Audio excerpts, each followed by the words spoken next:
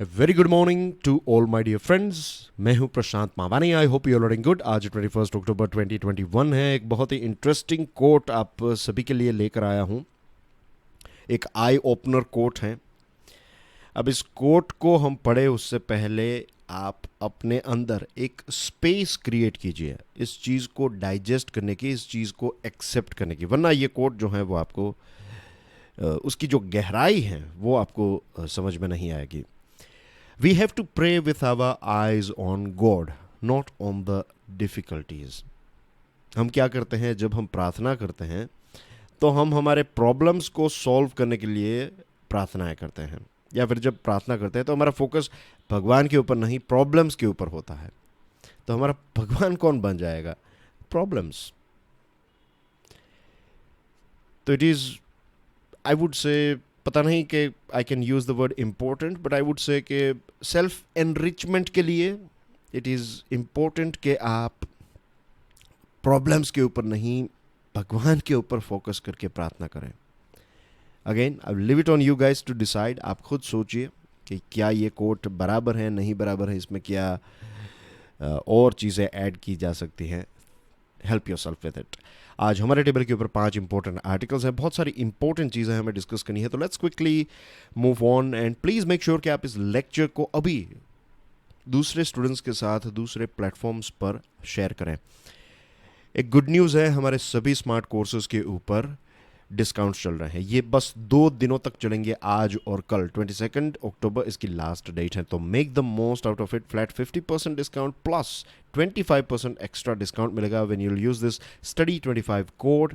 सारी इन्फॉर्मेशन आपको हमारी वेबसाइट, मोबाइल ऐप या फिर आप इस नंबर पर कॉल कर सकते हैं। सारी इन्फॉर्मेशन आपको ये 3 सोर्सेज से मिल जाएगी।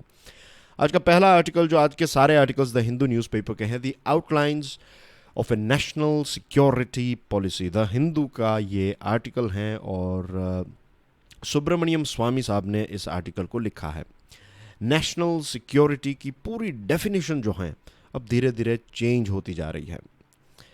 एक वक्त था जब हम 6th स्टैंडर्ड की हिस्ट्री की बुक आप पढ़ेंगे, देन यू विल फाइंड कि एक ऐसा समय था ह्यूमन रेस के स्टार्टिंग पॉइंट में, जब जो आदि मानव था वो क्या यूज़ कर रहा था। वो पहले तो वैसा कोई हथियार के बारे में इतनी नॉलेज नहीं थी। फिर धीरे धीरे जो हथियार आए वो कैसे आए, वो पत्थर जो स्टोन के बनाए हुए बड़े हैवी, ऐसे कोई ख़ास शेप के नहीं थे। फिर धीरे धीरे उसके शेप्स इम्प्रूव हुए, थोड़े ज़्यादा धारदार बने, थोड़े ज़्यादा शार्प बने। उसके बाद हमने देखा कि तलवार का इंट्रोडक्शन होता है, बो एंड एरो का इंट्रोडक्शन होता है। फिर पानीपत के युद्ध के समय पर मीन्स चाइना में गन पाउडर का इन्वेंशन हुआ, और पानीपत में जब युद्ध हुआ तो बाबर ने जो कैनन्स का, तोप गोलों का इस्तेमाल किया, तो जो सामने वाली पार्टी थी वो ये कहती थी कि ये तो जादू टोना कर रहे हैं, क्योंकि एक बहुत ही नई टेक्नोलॉजी के साथ एक नए हथियारों का इस्तेमाल जो है वो होने लगा। फिर गन्स भी आ चुकी थी, मीन्स दुनिया के अलग अलग जगह पर गन्स का भी इस्तेमाल हो रहा था। एक बहुत ही पुरानी जो गन्स होती है, फिर धीरे धीरे वो ज़्यादा रिफाइंस होने लगी। मैं बहुत ही शॉर्ट में ये सारी चीज़ें आपको बता रहा हूँ। एंड देन एक और इंटरेस्टिंग चीज़ हुई, दैट वाज रॉकेटरी। टिप्पू सुल्तान के इंजीनियर्स ने रॉकेट्स को बनाया और फिर रॉकेट्स का इस्तेमाल हुआ। एंड देन धीरे धीरे हम आगे बढ़ते गए, फिर बॉम्ब्स बने 19th सेंचुरी की बात करें तो एरोप्लेन्स फिर आने लगे, और फिर न्यूक्लियर बॉम्ब्स आए 20th सेंचुरी के टाइम पर। Nuclear bombs, intercontinental ballistic missiles, तो स्टोन से लेकर आप इंटरकॉन्टिनेंटल बैलिस्टिक मिसाइल, राइट, ये पूरी रेंज जो हैं वेपन्स की, ये अलग अलग वेपन्स ने, पहले खाने पीने के लिए वेपन्स, फिर रक्षा के लिए, फिर धीरे धीरे दूसरों के ऊपर चढ़ाई करने के लिए वेपन्स आने लगे। और then we know the history, right, कि कैसी एक नई रेंज पूरी हमें देखने को मिली है। अब जो नए वेपन्स हैं ये साइबर वॉरफेयर। पहले ऐसा था, अभी तक हमारे अंदर बहुत ही डीप सीटेड ये आइडिया है कि जितनी बड़ी आपकी आर्मी, नेवी, एयरफोर्स होगी उतना ताकतवर आपका देश होगा। लेकिन ये कॉन्सेप्ट भी हमेशा के लिए चेंज हो जाएगा, क्योंकि अब आपके पास जो हथियार हैं, it's going to be very different from what we have used so far. Just imagine कीजिए कि एक तरफ अकबर की सेना खड़ी है, राइट, और दूसरी तरफ आपके पास लेट्स से कि 10,000 सैनिक एक तरफ खड़े हैं और दूसरी तरफ आपके पास सिर्फ 100 सैनिक है. लेकिन इन 100 सैनिकों के पास ऑटोमेटिक राइफल्स हैं, ऑटोमेटिक राइफल्स और जो भी लेटेस्ट हम वेपन्स हैं, स्नाइपर्स हैं, राइफल्स हैं. तो ये 100 लोग जो हैं वो उन 10,000 के ऊपर बहुत ही भारी पड़ेंगे, क्योंकि वेपन्स. अब ये जो साइबर वॉरफेयर के ज़माने में आपका एक कंप्यूटर, आपकी एक सिस्टम जो है एक पूरे देश के ऊपर बहुत ही ज़्यादा भारी हो सकती है, बहुत ही ज़्यादा नुकसान क्रिएट किया जा सकता है.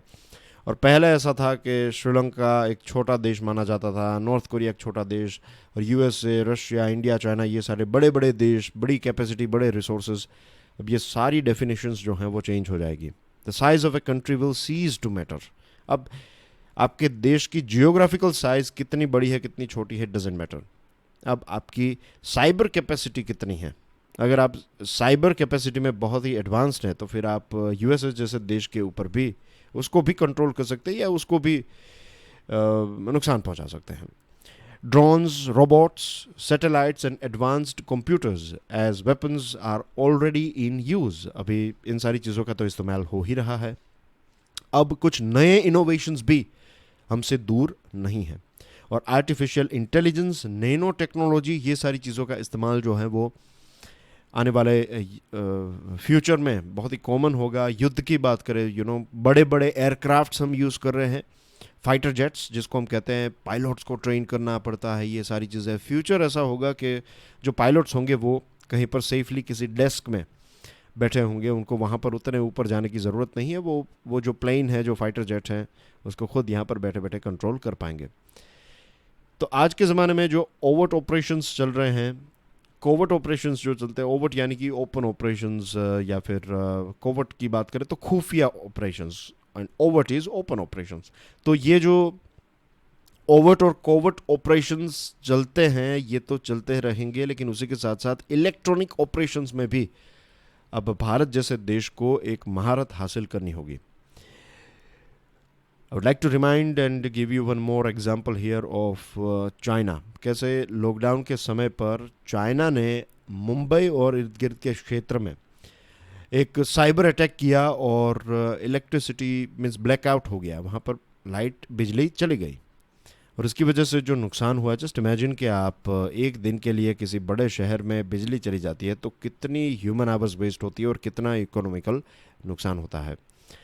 जो पाकिस्तान ने बालाकोट में, यहाँ पर जो उड़ी में किया, जो पुलवामा में किया, वो डैमेजेस ऑफ कोर्स बड़े डैमेजेस थे. हमारे वीर जो हैं वो शहीद हुए हैं उसमें.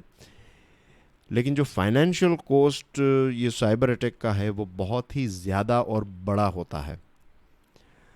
तो ये सारी चीज़ों के लिए we have to prepare ourselves from today itself. We have started working on it, but we have to be best in it. We have to be best in it. इसके अलावा कोई हमारे पास दूसरा ऑप्शन है ही नहीं. आज के लेक्चर की पीडीएफ को डाउनलोड करने के लिए check out my Telegram channel. You can follow me on Facebook, Insta and Twitter as well. Plugging the leak. Dear friends, ये एक नई कंट्रोवर्सी स्टार्ट हुई है. एक लंबे समय से ये चीज़ चल रही थी, लेकिन अब इसको भारत की मीडिया ने भी एक अटेंशन दिया है.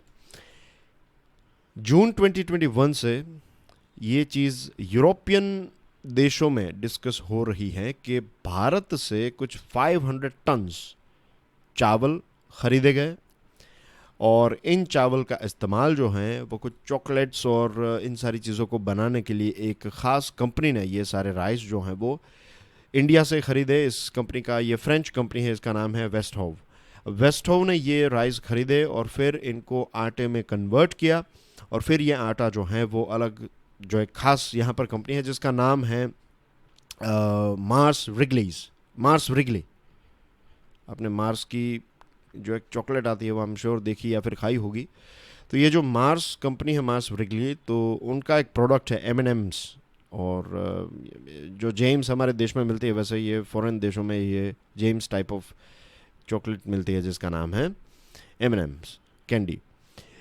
अब ख़बर ये है कि ये जो चावल ख़रीदा गया और जो आटा है, इस आटे का इस्तेमाल इस प्रकार की चॉकलेट्स बनाने के लिए किया गया। और फिर European commissions rapid alert system for food and feed, ये जो एक खाने पीने की चीज़ों के ऊपर निगरानी रखने वाली ऑर्गेनाइजेशन जो है यूरोपियन कमीशन की, उसका कहना यह है कि ये जो चावल हैं ये जेनेटिकली मॉडिफाइड चावल हैं। और बहुत सारे ऐसे देश हैं यूरोप में जिनमें जेनेटिकली मॉडिफाइड प्रोडक्ट्स का इस्तेमाल अलाउड नहीं है। तो फिर इस मास कंपनी ने क्या किया, अपने ये जो प्रोडक्ट्स हैं उनको रिकॉल किया, वापस मार्केट में से इनको वापस खींच लिया। अब इस चीज़ को लेकर एक कंट्रोवर्सी क्रिएट हुई है। कंट्रोवर्सी ये है कि भारत जीएम राइस बेच रहा है। भारत में टेस्टिंग और ये सारी चीज़ें अभी प्रूव नहीं हुई है, लेकिन फिर भी भारत में जीएम राइस जो है वो पैदा किया जा रहा है और इसको एक्सपोर्ट भी किया जा रहा है। In June France had issued a notification for unauthorized GM rice flour, identifying India as the point of origin and alerting Austria, Belgium, Czech Republic, Germany, Italy, Netherlands, Poland, Spain, the UK, the US as the possible destination of products made with the flour. France ने ये alert किया कि ये चावल जो है इसका point of origin कहाँ पर है, भारत में है। और ये इन सारे देशों को ये इंस्ट्रक्शन दी कि इस पर्टिकुलर चावल से बनाई गई चीज़ें जो हैं ये जीएमओ हैं, जेनेटिकली मॉडिफाइड ऑर्गेनिज्म का इस्तेमाल जो है वो इसमें किया गया है। So in August, the American food products company Mars, fearing GM contamination, announced that it was recalling 4 of its product lines of Crispy M&M. अब GM फ्री राइस, जो ऑर्गेनिक राइस है, बासमती चावल काफ़ी फेमस हैं, जीआई टैग भी भारत को मिला। और ये जो ऑर्गेनिक राइस हैं ये दुनिया भर में एक्सपोर्ट किए जाते हैं। जो हाई क्वालिटी के राइस हैं वो भारत में पैदा होते हैं, पाकिस्तान में भी होते हैं। तो ये जो चावल हैं वो यहाँ पर पैदा होते हैं और हम एक्सपोर्ट करते हैं इसको। और इसकी इतनी बड़ी मार्केट है कि हर साल भारत 63,000 करोड़ रुपीस के चावल को एक्सपोर्ट करता है। अब जीएम की बात करें, जेनेटिकली मॉडिफाइड चीज़ों की बात करें, तो प्रॉब्लम यह है कि हमारे देश में जब बीटी कॉटन को जब टेस्ट किया जा रहा था उस समय पर, जब ग्रीन सिग्नल बीटी कॉटन को नहीं मिला था, उस समय पर बीटी कॉटन की बैग्स जो हैं वो मार्केट में अवेलेबल हो चुकी थी और बहुत सारे किसान जो हैं वो बीटी कॉटन को पैदा करते थे। तो इसकी वजह से एक छवि जो है वो हमारी डेफिनेटली ख़राब हुई है। India does not permit the commercial cultivation of GM rice, but research groups are testing varieties of such rice in trial plots. Bharat ने अभी कॉमर्शियल कल्टीवेशन के लिए परमिशन नहीं दी है, लेकिन ये जो जीएम राइस है उनको निगरानी में, मीन्स इसकी टेस्टिंग चल रही है ट्रायल प्लॉट्स के ऊपर। अब खबरें ये आ रही हैं या फिर एक अनुमान ये लगाया जा रहा है कि ये जो ट्रायल प्लॉट्स हैं उसमें से राइस जो हैं ये एक्सपोर्ट किए गए। अब ये बात सच है गलत है, we are not sure about it. Bharat ने ये कहा है एक प्रॉपर साइंटिफिक टीम जो है इसको थरोली इन्वेस्टिगेट करेगी, उसके बाद हम देखेंगे कि what is the real thing. BT brinjal और हर्बिसाइड टॉलरेंट कॉटन वेराइटीज़ के साथ भी ऐसा ही है कि कुछ किसानों की फील्ड में अभी इसको ग्रीन सिग्नल नहीं मिला, लेकिन कुछ किसान जो हैं वो इसकी खेती कर रही हैं। हमारे देश में जो एपेक्स रेगुलेटर है जीएम क्रॉप्स का, उसका नाम है genetic engineering appraisal committee, GEAC। ये चीज़ आपको याद रखनी है। और सेंट्रल गवर्नमेंट ही नहीं, स्टेट गवर्नमेंट की परमिशन भी आपको लेनी पड़ती है जब आपको जीएम क्रॉप्स जो है उसमें आगे बढ़ना है। तो you have to take permission of, you need green signal from states as well. अब देखते हैं कि आगे इसमें क्या होता है। But this is again an eye opener for us कि हमारे देश में जीएम को लेकर हम इतने ज़्यादा स्ट्रिक्ट नहीं हैं अनफॉर्चुनेटली, और इसकी वजह से भारत जैसा एक खेती बाड़ी वाला देश जो है उसकी इमेज ख़राब हो सकती है और ये हमारे एक्सपोर्टर्स के लिए एक बहुत बड़ा नुकसान साबित हो सकता है। For change, national medical commission एक एडवाइजरी, रिसेंट एडवाइजरी जो है वो NMC ने इश्यू की है और वो ये हैं कि LGBTQIA+ कम्युनिटी वाले जो लोग हैं उनको हम रिस्पेक्ट से ट्रीट करें। मेडिकल बुक्स में और टीचिंग मेथड्स में जो ख़ास शब्दों का इस्तेमाल किया जाता है जो स्टीरियोटिपिकल हैं, ऐसे शब्दों का इस्तेमाल हमें नहीं करना चाहिए। ऐसे शब्दों का इस्तेमाल जो है वो किया जाता है। और कुछ मेडिकल टेक्स्ट में जो चीज़ें पढ़ाई जाती है, जो चीज़ें लिखी हुई हैं, ये चीज़ें भी LGBTQIA प्लस कम्युनिटी के लिए सही नहीं है। The advisory came after Madras high court voiced concern over unscientific and derogatory information in some text books. Madras high court ने यह कहा कि कुछ ऐसी टेक्स्ट बुक्स हैं, कुछ ऐसी बुक्स हैं, एकेडमिक बुक्स, जिसमें बातें जो बताई गई हैं वो अनसाइंटिफिक हैं और जो शब्द का इस्तेमाल किया गया है वो काफ़ी डेरोगेटरी हैं। ख़ास करके हम यहाँ पर एक पॉजिटिव रोल की बात करें तो जस्टिस N आनंद वेंकटेश, जो मद्रास हाई कोर्ट के हैं, उन्होंने जून में ये कहा कि ये जो LGBTQ प्लस कम्युनिटी है उसके बारे में उनको ख़ुद को ज़्यादा नॉलेज नहीं है। तो उन्होंने एज अ जज ये कहा कि he will go through it, he will go through in the sense कि वो इंफॉर्मेशन कलेक्ट करेंगे, वो नॉलेज ग्रास्प करने की कोशिश करेंगे और समझने की कोशिश करेंगे LGBTQ प्लस माइंडसेट को, एंड इसके साथ जुड़े हुए लॉज और इसके साथ जुड़ी हुई सोसाइटी के नॉर्म्स एंड थिंग्स, ये सारी चीज़ों को खुद स्टडी करेंगे, उसके बाद वो कुछ डिसीजन लेंगे। तो this is a very positive stand taken by justice N आनंद वेंकटेश। और दिस इंडिकेट्स कि हमारे कैसे कुछ ऐसे जजेस भी हैं जो काफ़ी मैच्योर हैं, जो काफ़ी ऐसा नहीं है कि सिर्फ लॉ के आधार पर, एज ए ह्यूमन टच भी हमें यहाँ पर देखने को मिला। तो that's a good thing. The queer and gender non-conforming people have found an ally in the court, but they would need greater effort on the part of the authorities at various levels if their rights are to be protected. Definitely, court जो है एक मित्र के तौर पर इनके साथ खड़ी रही। अब लेट्स होप के कोर्ट के साथ साथ जो अथॉरिटीज़ हैं, जो गवर्नमेंट्स हैं, वो भी LGBTQ प्लस कम्युनिटी के लोगों को सपोर्ट करेगी। वो भी इंसान हैं, they are also human beings, उनके भी अधिकार हैं, right, and live and let live. उनको जो पसंद है वो करें, आपको जो पसंद है वो आप करें, मुझे जो पसंद है वो मैं करूं। हम एक स्टैंडर्ड से सभी लोगों को एक बॉक्स के अंदर सभी को फिट नहीं कर सकते। We all are unique, we all are individuals, तो we should respect their choice. और हमारे देश में मीन्स बहुत सारे लोग ये कहते हैं कि ये लोग पापी लोग हैं, ये वो जो भी ऐसी टैग लाइन्स उनके साथ ऐड करते हैं। जस्ट रिमेंबर दिस थिंग कि if you go back in history, before British people arrived in our country, या फिर यूरोपियंस जब यहाँ पर आए, उससे पहले के इतिहास में जाएंगे आप, जोधा अकबर फिल्म को देख लीजिएगा। In Jodha Akbar film you will find this thing कि जो ऐश्वर्या राय का जो रोल है, रानी जोधा का जो रोल प्ले कर रही है, तो उनका जो पर्सनल पैलेस है, there was one third gender person there.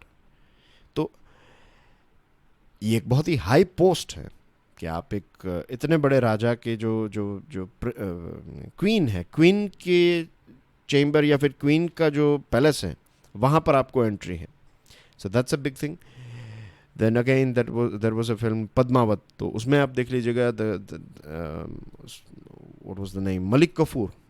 तो मलिक कफूर की जो स्टोरी है, you will find that he was a gay, but he was वो एक बहुत ही हाई पोजीशन पर थे। He was like a right hand man of Alauddin Khilji as per the story. इसके अलावा भी बहुत सारे ऐसे केसेस आपको देखने में, if you go back in Mahabharat then you will find Shikhandi थे उसमें, महाभारत में। तो and if you go in Ramayan then you will find के यहाँ पर तो हम ह्यूमन बींग्स के वो कर रहे हैं कि ये वो, वहाँ पर तो आपको जो एप्स या फिर आप कह सकते हैं कि जो एक पूरा वानर साम्राज्य था। फिर वी हैड दिस जामवंत।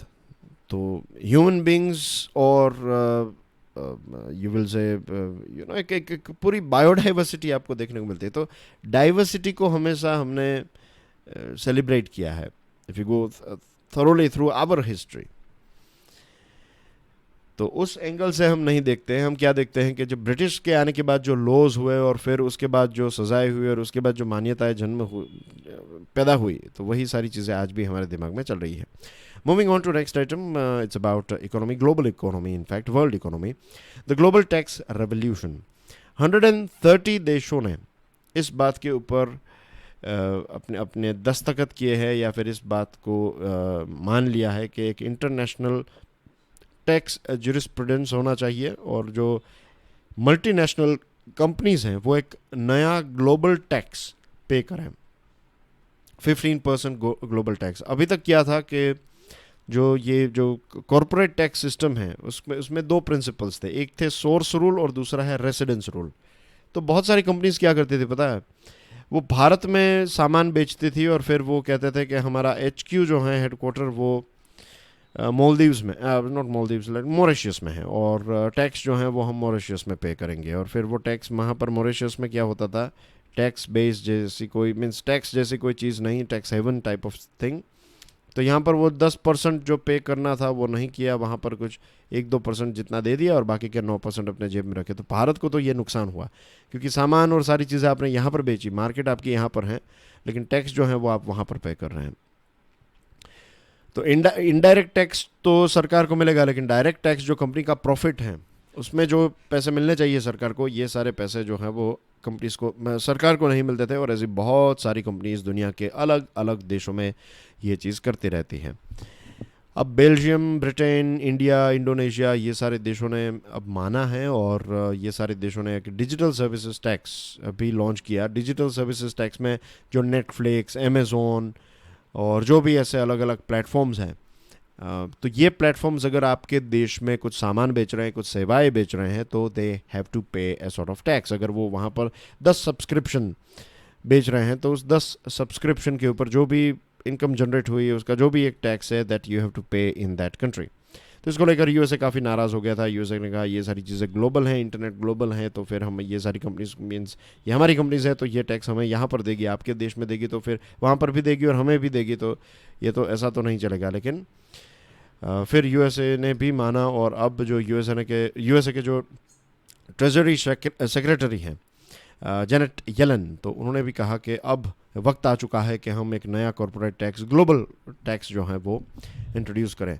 अब MNCs जो हैं अब उनको अब ऐसा होगा कि जहाँ पर आपका रजिस्ट्रेशन कंपनी है वहाँ पर नहीं, जिस मार्केट में आप सेल कर रहे हैं, अगर यूएसए की रजिस्टर्ड कंपनी है और उसका सेल भारत में कुछ है, अगर उन्होंने 10 नोटबुक्स बेची या फिर 10 बॉल पेन भारत में बेची, तो उस 10 बॉल पेन के ऊपर जो भी उन कंपनी का प्रॉफिट हुआ और जब भी वो टैक्स स्लैब में आ जाती है तो वो टैक्स उनको भारत में पे करना है, भले ही वो कंपनी यूएसए की क्यों ना हो। तो ऐसा एक 15% टैक्स जो है इसको ग्रीन सिग्नल दे दिया और अब लेट्स होप के इसका प्रॉपर इम्प्लीमेंटेशन हो एंड भारत को ये जो इक्विलाइजेशन लेवी है, अभी मैंने जो आपको नेटफ्लिक्स वाला एग्जांपल दिया, तो इसको कई बार गूगल टैक्स कहा जाता है, कई बार इसको इक्विलाइजेशन लेवी कहा जाता है। तो वही चीज़ है जो मैंने कहा कि नेटफ्लिक्स और इन सारी कंपनीज के ऊपर टैक्स पे करने की बात जो है वो भारत और दूसरे देशों ने बताई, तो अब ये होगा। तो it's going to be a big thing, right. ये एक नया रेवोल्यूशन लेकर आएगा और जो टैक्स चोरी होती थी, होपफुली लेट्स होप कि ये टैक्स चोरी जो है वो खत्म हो जाएगी। Moving on to next item, the carbon markets conundrum at COP26, conference of parties 26th meeting जो है वो ग्लासगो यानी कि यूके में होने वाली है। Glasgow is in Scotland, isn't it. Article Scotland का एक बड़ा शहर है ग्लासगो। आई थिंक स्कॉटलैंड का कैपिटल भी ग्लासगो है एंड यूके का कैपिटल ऑफ कोर्स लंदन है, लेकिन स्कॉटलैंड का कैपिटल ग्लासगो है। आर्टिकल 6 जो है पेरिस एग्रीमेंट में, अब इस आर्टिकल को लेकर यहाँ पर इस पर्टिकुलर आर्टिकल में आर्टिकल 6 की बात बताई गई है। Article 6 of the Paris Agreement introduces provisions for using international carbon markets to facilitate fulfillment of nationally determined contributions by countries. जो NDCs हैं, I'm sure आपको पता होगा what are NDCs। अगर कोई नया स्टूडेंट है आज तो let me tell you, NDCs यानी कि एक नई चीज़ पेरिस एग्रीमेंट में तय की गई कि हर एक देश जो है वो खुद अपने national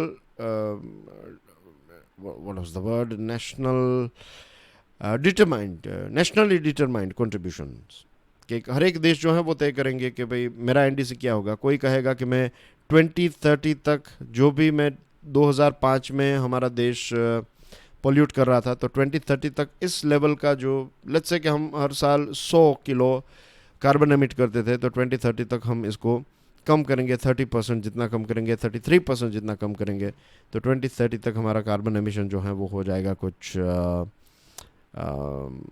70 kilogram per year as per this example. I hope ये चीज़ क्लियर। कोई देश कहेगा कि हम 20 कम करेंगे, कोई कहेगा 10। तो ये हर एक देश को ये स्वतंत्रता दी गई थी कि आप खुद अपने एनडीसीज को तय कीजिए। अब ये एनडीसीज को फुलफिल करने के लिए पेरिस एग्रीमेंट में आर्टिकल 6 जो है वो ये कहता है कि एक इंटरनेशनल कार्बन मार्केट तैयार की जाए, यानी कि पॉइंट्स जो है वो हम खरीद सके, बेच सके।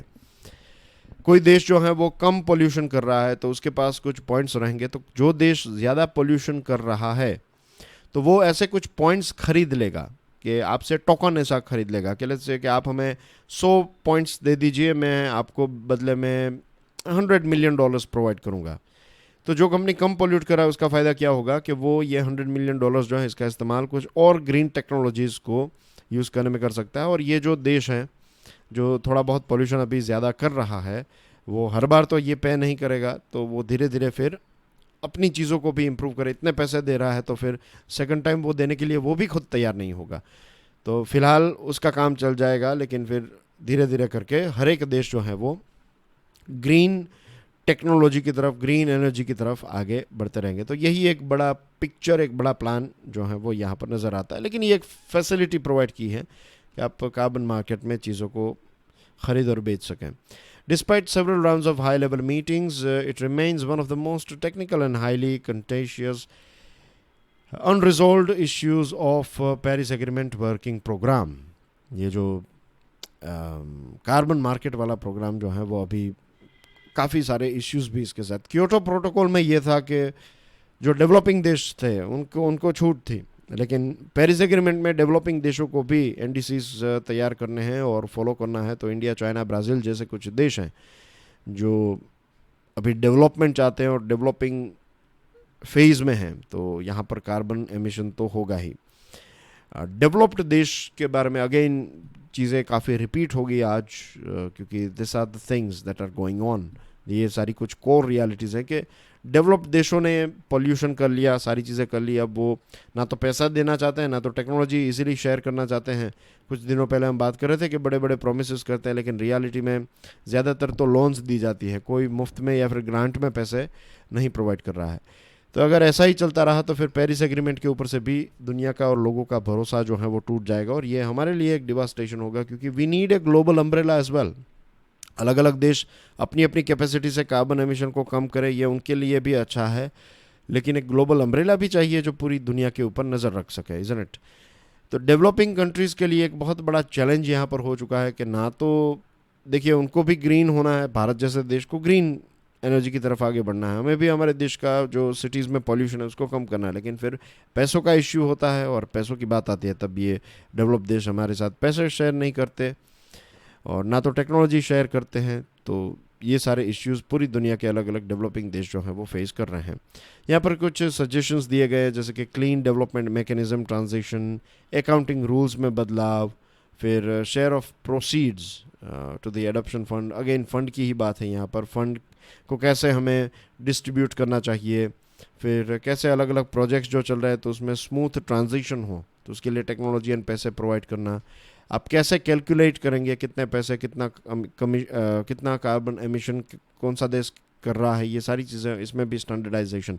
तो ये कुछ बड़े बड़े सजेशंस दिए गए हैं। बॉटम लाइन यही है कि सभी अलग अलग देशों को एक दुनिया, एक पृथ्वी हमारी है, एक हमारा एक प्लेनेट है, ऐसा एक प्लेनेट की भावना से, जो वासुदेव कुटुंबकम है, ऐसी एक भावना से हमें चीज़ों को देखना होगा, वरना ये फिर तो मैं चलती रहेगी। ये कुछ इंपॉर्टेंट न्यूज़ आइटम्स है, प्लीज़ पीडीएफ को डाउनलोड करने के बाद इसको देख लीजिएगा। ये रहा आपका नया प्रश्न। कल फिर सुबह 8 बजे मिलेंगे। प्लीज़ मेक श्योर कि आप इस लेक्चर को दूसरे स्टूडेंट्स के साथ शेयर करें। वीडियो पसंद आया तो hit the like button and don't forget to subscribe to our YouTube channel. Thank you very much for watching this video. God bless you all. जय हिंद।